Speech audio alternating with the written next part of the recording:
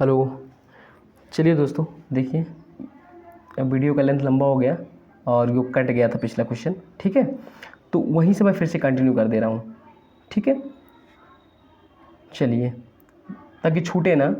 चलिए, यहाँ पे क्या मैं बताया था, यहाँ से देखिए 10 कॉमन हो गया था। यहाँ पे फिर से एक बार करता हूँ ये, तो यहाँ से ये भाग में इधर जाएगा तो गुणे हो जाएगा, तो 12 पंचे 60 यानी 6000, इधर जाएगा तो 12 पंचे 60 यानी 6000 हो गया। और फिर ऐसे 3480 इधर चला जाएगा तो माइनस में हो जाएगा, और 6000 में 3480 के तो 2520, ये 30 F1 70 F2 है, ठीक है। और इधर क्या होगा, फिर यहाँ से क्या होगा, आपको देखिए 10 या 30 और 10 7 70 यानी 10 कॉमन है दोनों में, 10 कॉमन कर लीजिएगा तो बचेगा कितना, 3 F1 और 7 F2। फिर 10 यहाँ से जब गुणे में है तो दूसरी तरफ जाता है तो क्या हो जाता है, भाग हो जाता है। क्यों दूसरी तरफ भेजने, क्योंकि हमको F1 और F2 चाहिए एक इक्वेशन में, और दूसरी क्योंकि पहला इक्वेशन हमको ये मिला है, तो एक तरफ क्या चाहिए, दूसरा संख्या नहीं चाहिए हमको, केवल F1 F2 चाहिए। और गुणे में हो तो कोई दिक्कत नहीं है, हालांकि ये भी काम चल सकता था, लेकिन भेज देते हैं फालतू चीज़ों को, फालतू नहीं रखते हैं, फालतू संख्या नहीं देते तो कैलकुलेशन लंबा हो जाता है। फिर 10 यहाँ से इधर कर लेते हैं तो ये भाग में आ गया, तो इस जीरो से जीरो कैंसिल हो गया, 10 से भाग देंगे तो 2520 क्या होगा, 252 आ जाएगा। अब देख लीजिएगा भाग। फिर क्या कहते हैं, नहीं तो फिर ये जान लीजिए कि पीछे का जो इकाई के स्थान पे जीरो यहाँ आ रहा है, यहाँ आ रहा है, तो फिर ये आपस में कट जाते हैं। तो 3F1 7 F2 बराबर कितना बचे यहाँ पे, 252, ठीक है। ये रहा अपना पहला इक्वेशन, ये रहा अपना दूसरा इक्वेशन, ठीक है। अब इन दोनों इक्वेशन को ले करके हम सॉल्व करते हैं तो हमारा आ जाता है जो है F1 और F2 की वैल्यू आ जाती है, ठीक है। चलिए आइए हम यहाँ पे सॉल्व कर लेते हैं इसको, ठीक है। चलिए, समझ में आएगा मुझे लगता है आपको। चलिए आइए दोनों इक्वेशन को हम थोड़ा सही से लिख लेते हैं। क्या बना अपना इक्वेशन, क्या बना भाई, 52 F2 है। तो इसको देखिए इधर से इधर रख देते हैं, इसको मतलब घुमा देते हैं बराबर के इधर, इसको रख देते हैं, वो कर सकते हैं हम लोग ऐसा। 3F1 F2 बराबर 52 है, और ये क्या है, F1 F2 बराबर 52 है, और 3F1 प्लस 7 F2 बराबर कितना है, देखिए 252 है, ठीक। अब देखिए ये क्या करना पड़ेगा हमको, या तो F1 या तो F2 का मान निकालना है। तो या तो F1 या तो F2 का तब अलग अलग निकलेगा दोस्तों, जब यहाँ से एक F1 या F2 गायब हो जाए पूरी तरह से, यानी कट जाए, यानी जीरो हो जाए। तो इसको जीरो बनाने के लिए क्या करेंगे हम, समीकरण 1 में ना क्या करेंगे हम, समीकरण 2 के जैसा बनाने की कोशिश करेंगे किसी एक को। तो 2 के जैसा बनाने के लिए यहाँ पे हम क्या करेंगे, समीकरण इसमें 3 से गुणा कर देंगे पूरा, यहाँ यहाँ यहाँ। तो क्या बन जाएगा अपना समीकरण जो 1 था, देखिए समीकरण 1 अब कैसा बन गया, 3F1 है ना भाई, 3 से गुणा मल्टीप्लाई किया जा रहा है, 3F1 बन जाएगा और प्लस 3F2 बन जाएगा, और इक्वल टू कितना बन, 3 से यहाँ भी गुणा हो जाएगा, 3 दूनी 6 3 55 यानी 156 बन जाएगा ये, ठीक है। ये जो अपना इक्वेशन नंबर 1 था ना, देखिए ये इसमें हम 3 से मल्टीप्लाई कर दें, क्यों किए, क्योंकि दूसरे के जैसा, ताकि दूसरे में से पहला घट जाए, ये बिल्कुल जीरो आ जाए। F1 जब जीरो हो जाएगा तो अपने आप एक इक्वेशन में खाली F2 बचेगा, उसका वैल्यू निकल जाएगा। आपको सब सिखाया गया होगा बचपन में, आपको नहीं पता तो कोई बात नहीं, यहाँ से सीख लीजिए, या फिर इसका हम एक अलग से वीडियो बनाएंगे कभी कभार जो है बेसिक वाला, तो वो आप जान जाइएगा उससे, ठीक है। चलिए आइए यहाँ पे घटाते हैं हम लोग, दूसरे पेन से ले लेते हैं ताकि समझ में आए। देखिए अब यहाँ पे घटा लेते हैं, तो माइनस यहाँ हो गया, माइनस यहाँ और माइनस यहाँ, तो 3F1 प्लस में है, 3F1 माइनस में, तो कट के कितना हो गया, जीरो हो गया इसके स्थान पे। और ये 7F2 है, 3F2 है, तो घट जाएगा, इसमें से कितना बचेगा, 7 में से 3 गया, 4F2 बचेगा। क्या देखिए साइन किसका लगे, जो बड़ा होता है, साइन 7 बड़ा है तो प्लस का चिन्ह है, उसका उनका चिन्ह लग गया, ठीक है। और बराबर में यहाँ 252 है, अब 156, 252 में से 156 गया, कितना होगा, जोड़ लीजिए भैया, 92 आएगा शायद, ठीक है। 92, देखिए 2 में से 6 जाएगा, एक उधार लेंगे, 12 में से 6 गया 6, ठीक है, 96 आएगा। देखिए यहाँ बचा 4, क्योंकि उधार एक दे दिया था, ये 14 हो गया, 14 में से 5 गया 9, ठीक है, एक जीरो हो जाएगा, ठीक है। अब इस आगे वाले जीरो को लिखेंगे क्या, कोई मतलब नहीं बनता, तो 4F2 बराबर 96 बचा यहाँ पे। अब देखिए यहाँ गुणे में है तो उधर जाएगा, भाग में हो जाएगा, तो F2 इक्वल टू 96/4 आ जाएगा, ठीक है। 96/4 यानी 4 से 4 1 4, 4 24 96, तो देखिए 4 दूनी 8, एक बचा 16 हो गया, 4 चौका 16, यानी F2 की वैल्यू कितनी आ गई, 24, ठीक है। F2 का मान आ गया 24, क्या निकालना था हमको, F2 निकालना था, F2 निकल गया, और F1 निकाला, अभी F1 बचा हुआ है। तो यहाँ से देखिए F2 24 है, F2 24 आ गया। अब जरा बताइए इक्वेशन 1 अपना क्या था, यानी F1 और F2 को जोड़ने पे जो है 52 आ जाता है, F1 और F2 को जोड़ने पे 52 आ जाता है। लेकिन उनको पता है क्या कि F2 कितना है या F1 कितना है, नहीं पता था, तब नहीं पता था, अब पता चल गया F2 कितना है, 24 है। तो जरा यहाँ पे देखिए F2 की वैल्यू रख दीजिए, F1 ऐसे रहने दीजिए, F2 तो पता चल गया ना 24, और यहाँ आया कितना आपका 52 आया है, चलिए ये 24 को इधर लेके आए क्योंकि F1 का मान निकालना है, तो एक तरफ दूसरे को भेज देंगे। तो 52 माइनस 24 बराबर F1 बचेगा। तो 52 में से 24 घटाएंगे आपका आएगा 28, यानी F1 का वैल्यू कितना है 28। बात समझिए, तुमको निकालना क्या था F1 और F2। तो F1 देखिए क्या निकालना था आपको, देखिए क्वेश्चन में क्या है, देखिए F1 और F2 का मान ज्ञात कीजिए। तो क्या आ गया, क्या F2 की वैल्यू कितनी आई, F2 कितना है भाई, देखिए यहाँ पे लिख दीजिए F2 कितना आ गया 24 आ गया, और F1 कितना आ गया 28 आ गया। आया क्या समझ में आपको, दो का मान ज्ञात करना, दोनों आ गया। ठीक,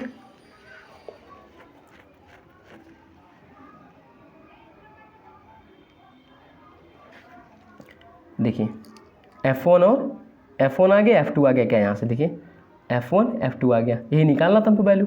ठीक है, जब कभी ऐसा कठिन क्वेश्चन बनता है तो फिर इस तरह सॉल्व करना होगा उसे। ठीक है, चलिए उम्मीद करते हैं आपको समझ में आया होगा, और आप चाहे तो स्क्रीनशॉट भी ले सकते हैं, लेकिन पूरा क्वेश्चन आएगा नहीं मुझे लगता है।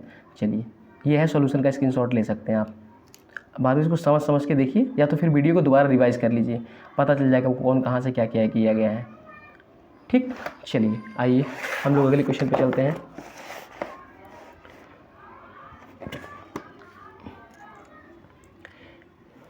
देखिए ये एक बहुत बेहतरीन क्वेश्चन है और काफ़ी अच्छा क्वेश्चन है, 2017 में आ भी चुका है तो ये बहुत आसान, लेकिन ऐसे डायरेक्ट समझाऊंगा तो बहुत कठिन लगेगा आपको, लेकिन मैं आसानी से एकदम समझाता हूँ, एकदम आसान भाषा में कैसे समझेंगे। देखिए यहाँ पे क्या है, 10 पदों का समांतर माध्य 24 है, हमको नहीं पता कौन कौन से 10 पद हैं, लेकिन 10 पदों का समांतर माध्य कितना है 24 है, तथा अंतिम 8 पदों का, देखिए अंतिम 8 पदों का समांतर माध्य 20 है, हमको नहीं पता अंतिम 8 पद कौन है, नहीं पता, इतना तो नहीं पता हमको कौन है। प्रथम 2 पदों का समांतर माध्य ज्ञात कीजिए। देखिए सवाल काफ़ी कठिन हो गया, आप समझ पा रहे होंगे तो ठीक है, नहीं तो फिर देखिए फिर से समझाता हूँ। 10 पदों का समांतर माध्य 24, यानी कुछ 10 पद रहे होंगे, हमको नहीं पता कौन से 10 पद रहे होंगे, तुमको कुछ मानना होगा। मान ले भाई कुछ 10 पद रहे होंगे, क्या मान ले, ABCD मान ले, हम मान लेते भैया ABCDEFGHIG 10 हो गया देखिए आप, J तक 10 होता है, अब ध्यान दीजिएगा, जान जाइए इसे। ठीक है, अब ये क्या कह रहा है, मान लीजिए 10 यही पद होते हैं, तो कह रहा है 10 पदों का समांतर माध्य। समांतर माध्य क्या होता है, कैसे निकाला जाए समांतर माध्य, पदों का योग बटे पदों की संख्या, पदों का योग बटे पदों की संख्या। चलिए हम लोग क्या करते हैं, पदों का योग कर लेते भाई, A + B + C + D + E + F + G + H + I और +J। ठीक है, पदों का योग हो गया, और बटे पदों की संख्या, पदों की संख्या कितनी है, यहाँ तो कहा है ना 10 पद हैं, तो 10 पद हमको यही मान लिए थे ना, तो 10 पदों का योग गया बटे पदों की संख्या। ठीक है, चलिए अब बताइए जरा हमको 10 पदों का समांतर माध्य कितना दिया 24, तो ये 10 पद हैं, 10 पदों को 10 से भाग तो समांतर माध्य आएगा, तो समांतर माध्य कितना दिया हो 24, तो 24 रख देंगे समांतर माध्य। ठीक दोस्त, आया इतना, फिर से हम डाल लेंगे A + B + C + D + E + F + G और +H + I + J। ठीक है, और ये 10 है। अब सोचिए ये 10 कहाँ जाएगा, इधर क्या है, चलिए मैं यहाँ से स्टेप पर लिख देता हूँ। अब ये 10 है, 10 यहाँ, क्योंकि हमको इसकी वैल्यू निकालनी है, योगफल निकालना है, तो ये यहाँ चला जाएगा, क्या यहाँ जाके गुणा हो जाएगा, संख्या को एक तरफ कर लेते हैं। तो जैसे ही यहाँ आया ना कि 10 का गुणा यहाँ हो जाएगा, मैं डायरेक्ट, देखिए बार बार बताया गया है कि गुणा ही होता है, तो गुणा होकर 240 हो जाएगा। ठीक है, अब मैं डायरेक्ट लिखता हूँ, ज़्यादा मतलब बताऊँगा नहीं, मतलब ये सब नहीं बताऊँगा, क्या बताना ही है, आप जानते हैं यहाँ पे अगर जो भाग में है तो उधर जाएगा, गुणे में हो जाएगा। तो यहाँ बचा कितना, A + B + C + D + E + F + G + H + I और +J, यानी इसको इक्वेशन 1 बना देते हैं हम। ठीक है, यानी 10 पदों का जो समांतर माध्य था, देखिए 10 पदों का समांतर माध्य 24 था, 24 रख के हम लोग किए तो 10 पदों का योगफल आ गया। 10 पदों, उन 10 पदों का योगफल कितना है, देखिए पदों का योगफल बटे पदों की संख्या होती है समांतर माध्य बराबर। जब समांतर माध्य, तो इधर क्या बचा, एक पक्ष में क्या बचा, खाली पदों का योगफल बचा है क्या, तो पदों का योगफल, यानी इन 10 संख्याओं को 10 पदों को जोड़ने पे कितना आएगा, 240 आएगा। इतना तो हमको पता चल गया, बात को समझिए। ठीक है, अब क्या कह रहा है क्या, देखिए तथा अंतिम 8 पदों का समांतर माध्य 20 है। अंतिम 8 पद, तो अंतिम 8 पद यहाँ से गिनेंगे कि यहाँ से गिनेंगे, यहाँ से अंतिम 8 पद गिनेंगे ना। अंतिम 8 पदों का समांतर माध्य 20 है, तो अंतिम 8 पद निकालिए, इसको समीकरण 1 बना दीजिए आप। ठीक है, अंतिम 8 पद 1 2 3 4 5 6 7 8, यानी सी से लेकर के जे तक का समांतर माध्य कितना है? 20 है। कह रहा है अंतिम 8 पद, तो अंतिम 8 हो ही गया, 10 था, 2 निकाल देंगे तो अंतिम से 8 आ ही जाएगा। ठीक है, चलिए अब दूसरा इसका जो कंडीशन है, दूसरा कंडीशन देख लेते हैं। दूसरा कंडीशन कह रहा है कि अंतिम 8 पदों का समांतर माध्य 20 है। चलिए अंतिम 8 पद लिखिए। अंतिम 8 पद मैं ब्लैक से लिख दे रहा हूँ। ठीक है, ये अंतिम 8 पद है, सी प्लस डी प्लस ई, देखिए समांतर माध्य अंतिम 8 पदों का समांतर माध्य हो गया सी प्लस डी प्लस भाई पदों का योगफल बटे पदों की संख्या, जी प्लस एच प्लस आई और प्लस जे अपॉन, अब क्या है कह रहा अंतिम 8 पद ना, तो गिन भी लेंगे तो 8 ही आएगा यहाँ पे। 8 पदों का समांतर माध्य कितना है? देखिए कह रहा है समांतर माध्य 20 है, तो यानी समांतर माध्य यानी इसका मान कितना दिया? केवल 20 दिया है। चलिए 20 लिख देते हैं इसकी जगह पे।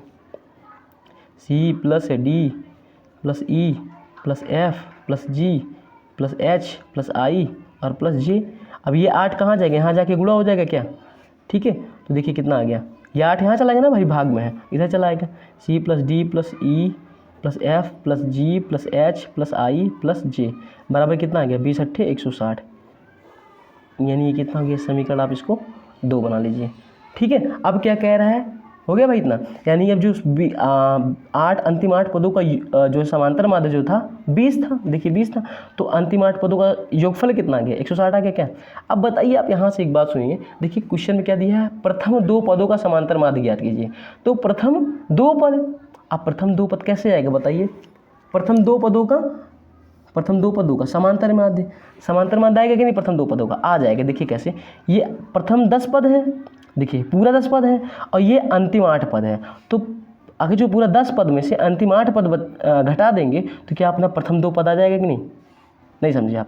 फिर से देखिए बताता हूँ। देखिए अंतिम 8, देखिए प्रथम ये जो 10 पद हैं पूरे, जो कंडीशन दिया गया था 10 पदों, तो ये 10 पद है ना, पूरे 10 पद हैं, और 10 पद में से क्या था? अंतिम 8 पद वाले थे। देखिए कहा गया अंतिम 8 पदों का समांतर माध्य, तो अंतिम 8 पदों का समांतर माध्य कितना था? 20 था, तो अंतिम 8 पद है क्या? ये अंतिम 8 पद है।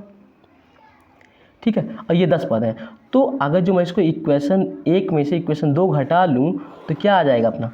फिर से लिख दूँ क्या यहाँ पे? चलिए मैं फिर से लिख देता हूँ इसको, इस बात को, ताकि आपको क्लियर हो जाए।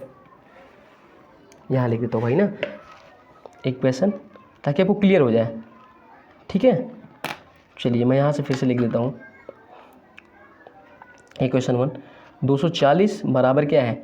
ए plus B plus C plus D plus E plus F plus G plus H plus I और प्लस जे, पूरा 10 हो गया, तो इक्वेशन ये 1 आ गया। ठीक है, 1 है, सॉरी 1 है। और इक्वेशन 2 भी इसी के नीचे लिख लेते हैं। 160 बराबर क्या है? पहला सी, देखिए यही वाला same, C plus D plus E plus F plus G plus H plus I plus J. ठीक है, आप सोचिए हमको क्या लाना है क्वेश्चन में? देखिए फिर से एक बार क्वेश्चन में देखिए क्या लाना है हमको?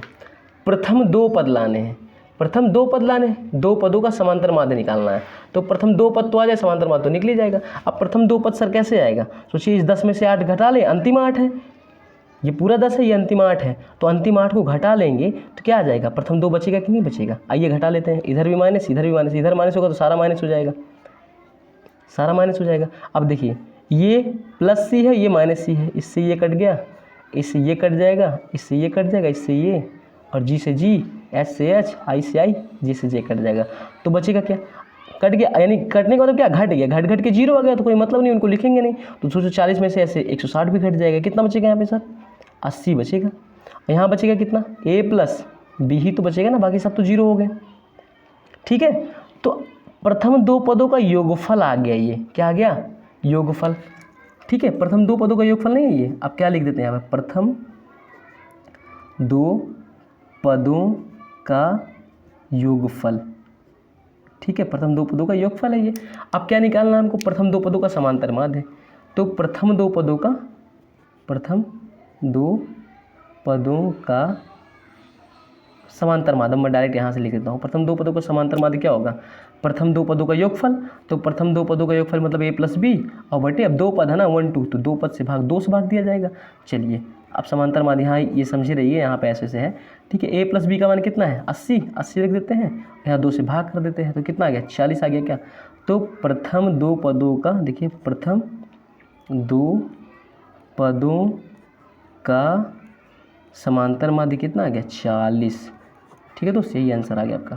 देखिए बहुत बेहतरीन क्वेश्चन है ये, ठीक है। और इसको इस तरह से बताया तो काफ़ी क्लियर हो जाएगा आपका, ठीक है। अब आप समझ गए होंगे ये फिगर, तो आपको इतना ढेर सारा करना नहीं पड़ता ना, इतना ढेर सारा मत कीजिए। डायरेक्ट प्रथम 10 पदों का योगफल बस खाली ये निकालिए, ABCD चाहे मानिए चाहे ना मानिए, डायरेक्ट भी आप कर सकते हैं। ABCD से करेंगे तो ज़्यादा बेहतरीन समझ में आएगा आपको, ठीक है। स्कूल में ये मैं खाली आपको समझाने के लिए दिया, ठीक, ये मैं केवल समझाने के लिए दिया था। देखिए करेंगे कैसे इसको, देखिए यहाँ पे लिखेंगे समांतर माध्य, किसका समांतर माध्य, 10 पदों का, ठीक है। तो 10 पदों का योगफल हो जाएगा, ये क्या हो जाएगा, योगफल हो जाएगा, ये ऐसे लिख देंगे फार्मूले में, 10 पदों का योगफल, ठीक है, बटे पदों की संख्या। 10 पद 10 पद, तो समांतर माध्य कितना दिया हुआ है यहाँ पे, देखिए समांतर माध्य, देखिए प्रथम 10 पदों का योगफल, देखो 10 पदों का समांतर माध्य, तो प्रथम 10 पदों का योगफल और बटे 10, तो समांतर माध्य 24 दिया है, 24 रख दीजिए यहाँ पे, चलिए 24 रख दीजिए इसका मान, और बराबर 10 पदों का योगफल, 10 पदों का योगफल, योग लिख देता हूँ डायरेक्ट, और 10 आ गया। अब 10 से यहाँ गुणा 240 आ जाएगा, ठीक है। 10 पद, 10 पदों का योगफल आ गया कि नहीं आ गया, ये समीकरण 1 बन गया, ये पहला इक्वेशन, ये पहला समीकरण हो गया। उसी तरह क्या है, ये अंतिम 8 पदों का समांतर माध्य कितना है, 20 है। फिर यहाँ से अगला बढ़ा दीजिए आप, फिर यहाँ से क्या कर दीजिए, अगला कर दीजिए अंतिम 8 पदों का, देखिए समांतर माध्य किसका, अंतिम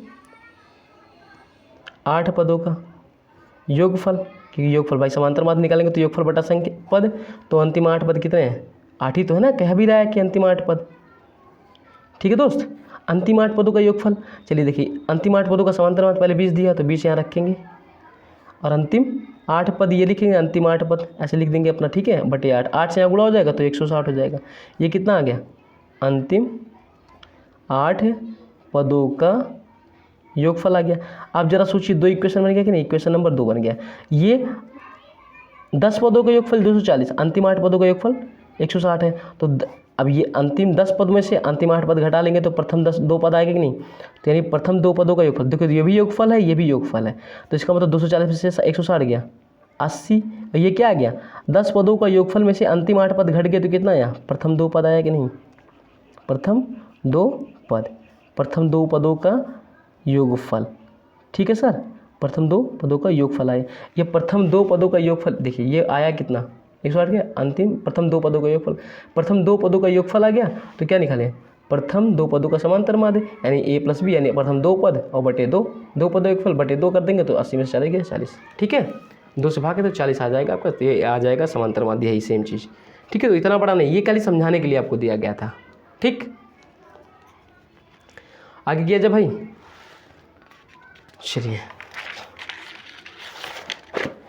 चलिए सर, ये 2 क्वेश्चन, ये क्वेश्चन ऐसा है कि ये आया नहीं हुआ है, ठीक है, ये आप प्रैक्टिस के लिए कर लीजिएगा तो ठीक होगा, आप घर पे प्रैक्टिस कर लीजिएगा इसे, और मैं इस वीडियो का समापन यहीं पे करता हूँ, ठीक है। समझा देता हूँ, बाकी जैसे पिछले क्लास में लगाया गया सेम वैसे लगेगा। किसी कार निर्माता द्वारा एक ही मॉडल के 50 कारों का माइलेज का मतलब जानते हैं क्या होता है, माइलेज का मतलब होता है 1 लीटर में कोई गाड़ी कितनी दूर चलेगी। याद होगा MS धोनी प्रचार करते थे TVS स्पोर्ट का, वो कहते थे माइलेज का बाप, यानी TVS स्पोर्ट क्या है, माइलेज का बाप, है ना। मतलब वही आप समझ जाइए कि माइलेज का मतलब होता है 1 लीटर में कि जितने किलोमीटर चलती है गाड़ी वही होता है माइलेज, ठीक है, यानी किलोमीटर प्रति लीटर, है ना भाई, यानी 1 लीटर में कितने किलोमीटर चलती है उसी माइलेज कहते हैं हम लोग। जांच की जिसके परिणाम नीचे सारणीबद्ध, यानी ये सारणीबद्ध है, माध्य माइलेज ज्ञात कीजिए, ठीक है, माध्य माइलेज ज्ञात कीजिए। और निर्माता दावा करता है कि इस मॉडल का माइलेज 16 किलोमीटर प्रति लीटर है। क्या आप इस दावा के सहमत हैं? देखिए ये क्या कह रहा है, निर्माता कह रहा है 16 किलोमीटर प्रति लीटर। ये 50 जो गाड़ी है ना मेरे पास, देखिए 50 कारों की संख्या, ये 50 कारें कितनी देती हैं माइलेज, 16 किलोमीटर, यानी 1 लीटर में 16 किलोमीटर चलती हैं। क्या इसकी बात सही है कि नहीं सही है, ये कैसे पता चलेगा, जब माध्य माइलेज ज्ञात करेंगे। चलिए इसको हम बता ही देते हैं एक को, ठीक है, बता देते हैं। तो देखिए सबसे पहले हमको क्या चाहिए होता है, एक्स चाहिए। इसमें पहले तो फार्मूला लिखेंगे, माध्य माइलेज कैसे निकालेंगे, sigma FX upon sigma F, ऐसे निकालेंगे। चलिए पहले एक्स चाहिए हमको, एक्स निकालने क्या करेंगे, इसका आधा करेंगे, 10 12 22, 22 का आधा 11, 14 12 26, 26 का आधा 13। देखिए ये सब तो करना ही होगा आपको, है ना। अब तो मैं पिछले क्लास में बता चुका, तो डायरेक्ट मैं कर दूँगा 12 14 26, 26 का आधा 13, 16 14 30, 30 का आधा 15, 16 18 18 से 24 10 34, तो 17 हो जाएगा इसका था। ठीक है, अब हमको चाहिए क्या, x इंटू एफ चाहिए, यानी x गुणे एफ एक्स चाहिए ना भाई। देखो क्या है, एफ एक्स है ना, तो एफ एक्स चाहिए।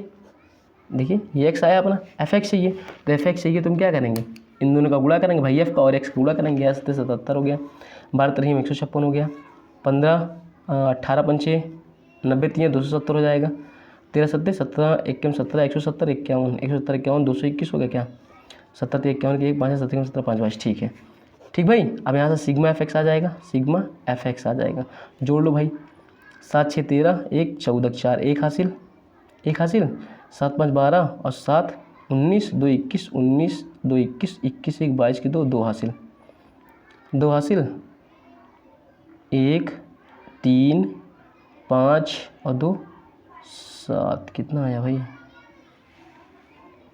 फिर से कर लेता हूँ, 7 6 13 13 1 14 4 1 हासिल, 1 हासिल, 7 5 12 12 7 19 19 2 21 21 1 22 के 2 2 हासिल, 2 हासिल और 1 3 2 5 2 7 724 आया। ठीक है, इतना कितना है, 724 आया। ये कितना आएगा, सिग्मा एफ निकल के आएगा यहाँ से, तो सिग्मा एफ कितना है भाई, देखो सिग्मा एफ शिकारों की संख्या दी हुई थी 12 7 19 8 19 8 27 10 37 और 3 40 10 50, यानी 50 कारें हैं टोटल।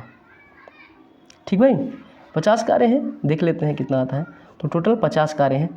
ठीक है, चलिए इसमें वैल्यू पुट करते हैं, आया कितना, सिग्मा एफ एक्स की वैल्यू कितनी आएगी 724 और सिग्मा एफ की वैल्यू कितनी है 50। ठीक है दोस्त, चलिए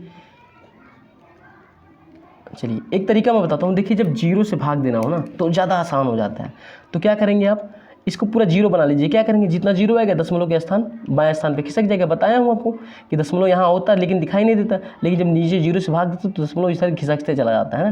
तो भाग करने का बहुत आसान तरीका, नहीं आया तो आप कर लीजिएगा अपने तरीके से भाग जैसे करते हैं, लेकिन क्या करेंगे इसमें 2 से और 2 से गुणा करेंगे तो इधर पूरा जीरो हो जाएगा नीचे। तो कितना आ जाएगा, 2 चौका 8 2 दूनी 4 और 2 7 14। ठीक है, और 50 दूनी 100। आप ऐसे कर सकते हैं। देखिए ये सब सिखाया होगा आपको 9th में कि कैसे नीचे वाले को जीरो बना करके यहाँ सिखा कर दिया था। देखा दशमलव होता है लेकिन दिखाई नहीं देता यहाँ पे।